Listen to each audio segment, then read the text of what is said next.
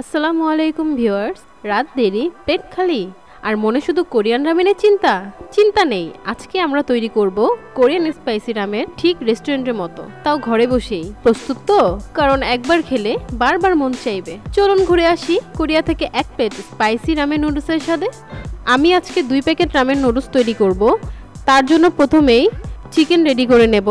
তাই আমি 2 পিস হাড় ছাড়া চিকেনের বেস্ট পিস নিয়েছি। আমি এটাকে ভালো করে ওয়াশ করে পানি ঝরিয়ে নিয়েছি। ম্যারিনেশনের জন্য আমি এতে হাফ চা চামচ আদা বাটা, হাফ চা চামচ রসুন বাটা, হাফ চা চামচ গোলমরিচ গুঁড়া ও 1 টেবিল চামচ ডার্ক সয়া সস। আপনারা চাইলে ডার্ক সয়া সসের পরিবর্তে লাইট সয়া সস ইউজ করতে পারেন। দিয়ে দিব হাফ চা চামচ চিলি ফ্লেক্স, পরিমাণ মতো কিছুটা লবণ দিয়ে দিলাম। যেহেতু সয়া সসে লবণ থাকে তাই ওই অনুযায়ী লবণটা দিয়ে দিতে হবে।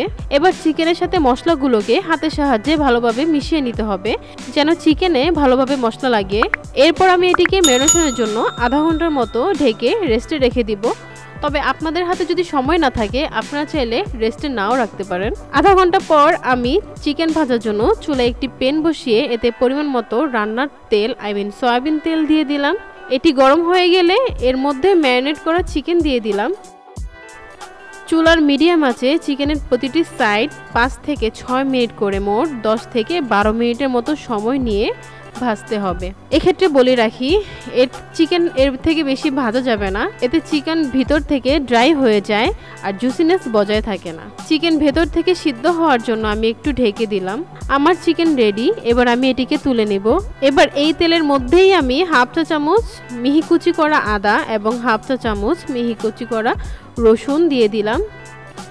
5-6 সেকেন্ড ভেজে এর সাথে 1 টেবিল চামচ পেঁয়াজ মিহি কুচি প্রায় 20 থেকে 30 সেকেন্ডের মতো ভেজে 4 কাপ পরিমাণ পানি দিয়ে দিলাম। পানিটা গরম হোক, এর মধ্যে আপনাদের দেখিয়ে দেই এই নুডলসের প্যাকেটের বাইরে এরকম মিক্সড মশলার প্যাকেট থাকে এবং প্রতিটি প্যাকেটের ভেতরে নুডলসের সাথে এমন একটি গুঁড়া মশলার প্যাকেট থাকে। পানি ফুটে গেছে। এবার আমি এর মধ্যে 1 টেবিল চামচ সয়া সস দিয়ে দিলাম, 1 টেবিল চামচ টমেটো সস দিয়ে দিলাম। এবার দিয়ে দিলাম নুডলসের এই মিক্সড মশলা, দিয়ে দেব একটা চিকেন কিউব। নর্মালি রামেন নুডলসে কিন্তু চিকেন স্টকের একটা ফ্লেভার থাকে, যেহেতু আমি এখানে চিকেন স্টক ইউজ করিনি তাই এটার সাবস্টিটিউট হিসেবে এখানে চিকেন কিউব ইউজ করেছি। আপনারা চাইলে এখানে চিকেন স্টক ইউজ করতে পারেন। দিয়ে দিলাম নুডলসের গুঁড়া মশলা, সবশেষে দিয়ে দিব নুডলস। এবার এই নুডলসটাকে 3 থেকে 4 মিনিট রান্না করব।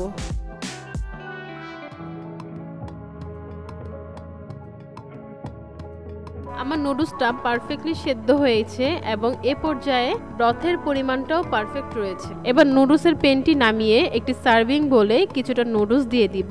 এবার এর সাথে আমি পরিমাণ মতো ব্রথ দিয়ে দেব। ব্রথটা এমনভাবে অ্যাড করব যাতে নুডলস আর ব্রথ সমপরিমাণে থাকে। এবার আমি নুডলসের জন্য ভেজে রাখা চিকেনকে একটি ছুরির সাহায্যে এভাবে স্লাইস করে কেটে নেব। সাথে একটি ডিম সেদ্ধ করে নিয়েছি, এটাকে ভালোভাবে 2 ভাগে কেটে নেব। এবার নুডলস পরিবেশনের পালা। তার জন্য চিকেনের স্লাইসগুলোকে এর ওপর সুন্দর করে দিয়ে দিলাম। সাথে দিলাম ডিম, দিয়ে দিলাম কিছু গাজর কুচি দেখার সৌন্দর্যের জন্য।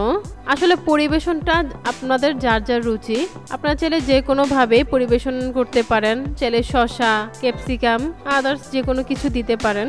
দেখার সৌন্দর্যের জন্য আমি ডিজাইন করা 2টি শসা দিয়ে দিলাম। এই ছিল আজকের flavourful Korean spicy ramen recipe.